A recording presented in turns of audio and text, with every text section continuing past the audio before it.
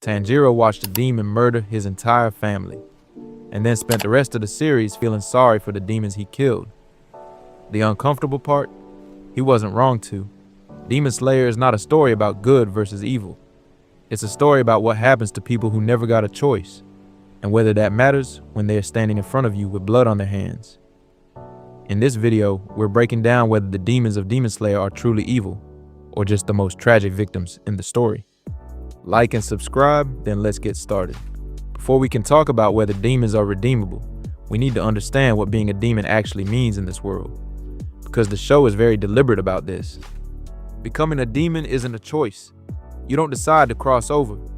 Muzan finds you, usually at your most vulnerable, most broken moment, and he turns you. The transformation isn't just physical, it rewires something fundamental. Hunger becomes the loudest thing in your mind. Human reason and feeling get buried under the need to consume. But here's what Demon Slayer keeps insisting: they don't disappear entirely.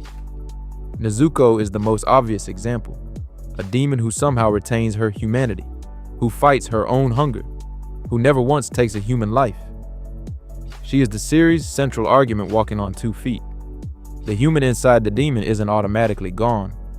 And if the human isn't gone, if it's just buried, suppressed, fighting for air underneath centuries of Muzan's conditioning, then the question of evil gets complicated very fast.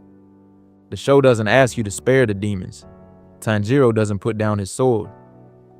But it consistently forces you to ask, who was this person before Muzan got to them? And what does it mean that the answer is almost always devastating? Let's start with the case that seems the most straightforward, and then complicated. Tamayo is, on the surface, the good demon. She doesn't hunt humans. She runs a quiet medical practice. She uses her centuries of knowledge to help people. She's working actively against Muzan, developing the research that ultimately contributes to his defeat. She looks like the answer to the video's question. Yes, demons can choose differently. Tamayo proves it. But that reading undersells how extraordinary and how costly her choice actually is. Tamayo didn't become good by accident. She became a demon under circumstances the show handles with restraint but clear weight. She was turned. She killed her own family under Muzan's early control. And she had to live with that for centuries.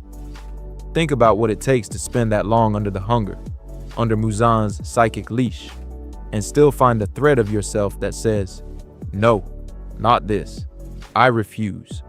Most demons don't find that thread. Muzan ensures they don't. He designs the transformation to maximize dependency and minimize self-determination. The fact that Tamayo not only found the thread but spent hundreds of years pulling on it, building her resistance, her research, her quiet rebellion, is not a small thing. She is not redeemed by the narrative. She never needed to be, because she never fully lost herself to begin with. What she represents is something more precise: the survival of personhood under conditions designed to erase it. Tamayo doesn't make the case that all demons can choose differently. She makes the case that the capacity for choice never fully disappears, and that for some, under the right conditions, it can be fought for. Her partnership with Tanjiro is also worth sitting with. Here's a demon hunter and a demon who look at each other and see, not an enemy, but an ally. 2 people with the same goal, arriving from completely different directions. That relationship quietly dismantles the idea that the categories of Slayer and demon are morally fixed. Tamayo doesn't prove demons are good. She proves that the person inside the demon can sometimes still make a choice. And she spent centuries paying for that choice in the loneliest way imaginable. If Tamayo is the hopeful case, Daki and Gyutaro are the one that should make you feel sick. Not because of what they do, but because of what was done to them first. Let's start with the surface. Daki is vain, cruel, sadistic. She devours people for entertainment. She throws tantrums when she doesn't get her way.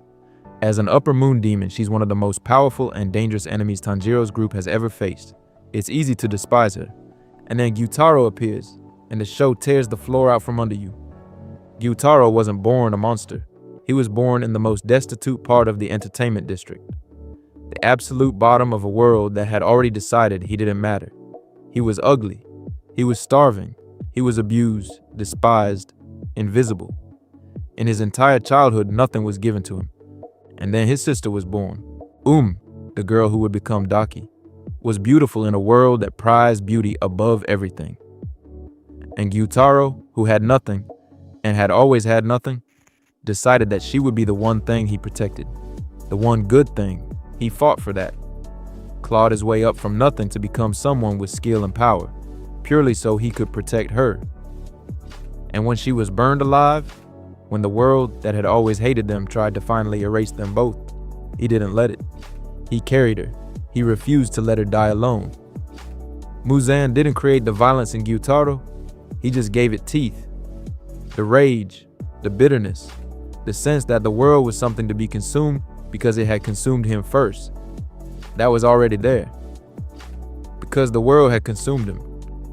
Everything Gyutaro became as a demon is a direct continuation of what life made him as a human.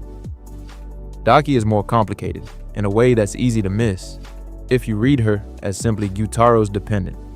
She was innocent before she was killed. She was a child.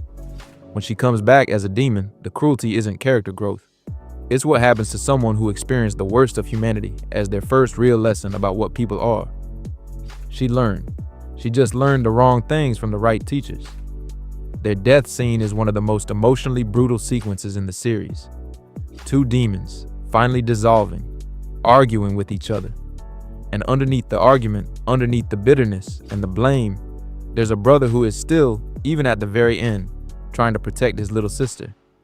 He tells her it's okay, that she cried too much as a baby and he never minded, that she was always beautiful to him, even when the world said otherwise. That's not a monster talking. That is a person who the world failed catastrophically, gifted with one love he couldn't save, and damned for refusing to accept the loss.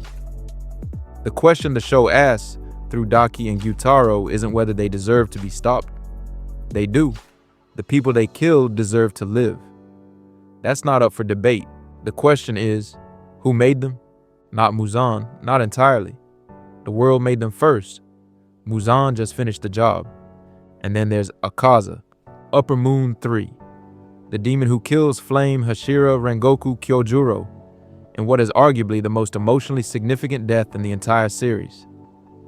The demon that Tanjiro, who weeps for almost everyone, greets with a fury that's almost unlike him.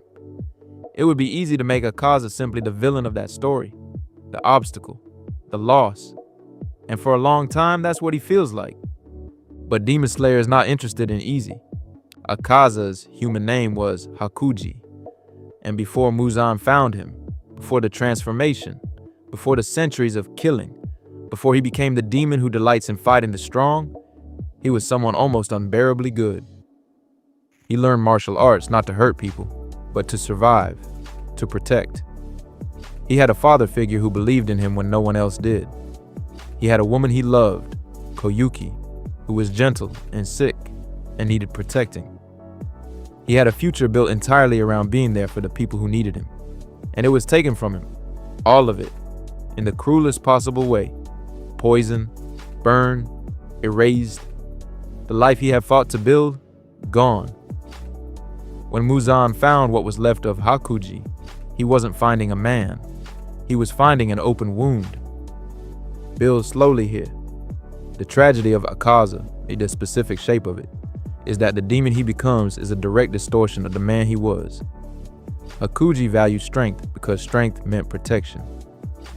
Akaza valued strength because strength is the only thing left. Hakuji devoted himself to the people he loved. Akaza devotes himself to battle because battle is the only place the unbearable memories go quiet. He doesn't become evil because he stops caring. He becomes evil because he cares in the only direction the grief left open. His fight with Tanjiro in the Infinity Castle is the moment the whole arc cracks open. Akaza is winning. And then, as Tanjiro refuses to give up as he keeps rising, something shifts. Koyuki appears to Akaza, not as a hallucination, as a truth he buried under centuries of killing. And Hakuji, the man, not the demon, comes back. He doesn't come back to be saved. He comes back to finish what was left undone. He tears out his own survival instinct. He refuses to let the demon win the ending. Let that breathe. His final dissolution is one of the most quietly devastating sequences in Demon Slayer. The violence drops away. What's left is just a young man reuniting with the people he loved and whatever exists after. The demon Akaza cannot be redeemed. He killed too many people. He destroyed too much. But Hakuji never needed redemption. He needed someone to reach through the monster and remind him that he was still in there. Tanjiro did that, not with mercy, with refusal. The refusal to stop, the refusal to die, the refusal to let Akaza make death mean nothing. And it was enough. Here's where we have to be honest about what Demon Slayer is actually arguing, because it's more uncomfortable than a clean answer. The show does not say demons are redeemable in the sense of being salvageable. Tanjiro doesn't lower his blade. The Demon Slayer Corps doesn't build rehabilitation programs. The demons still have to be stopped, because the people being killed right now matter, even if the demon's past is tragic. But Demon Slayer is making a different and harder argument. Understanding why someone became a monster does not excuse what they did. It also does not mean the person they were deserved to become that monster. Those are two separate things, and the series holds both at the same time without flinching. Tamayo survived herself. She found a way to stay human inside inhuman circumstances, and the show honors that without making her a mascot for demonic goodness. Daki and Gyutaro were failed by every system and every person before Muzan ever touched them. Their evil is real. The conditions that built it are also real. You can grieve both. Akaza lost everything that made him worth anything and then spent centuries becoming the worst version of what grief can make you. His redemption at the end isn't the demon being saved. It's the man finally being found. The question in the title, "Are demons redeemable?" might actually be the wrong question. The right question might be, what do we owe to the memory of who they were, even as we stop who they've become? Tanjiro's answer throughout the entire series is, we owe them our grief.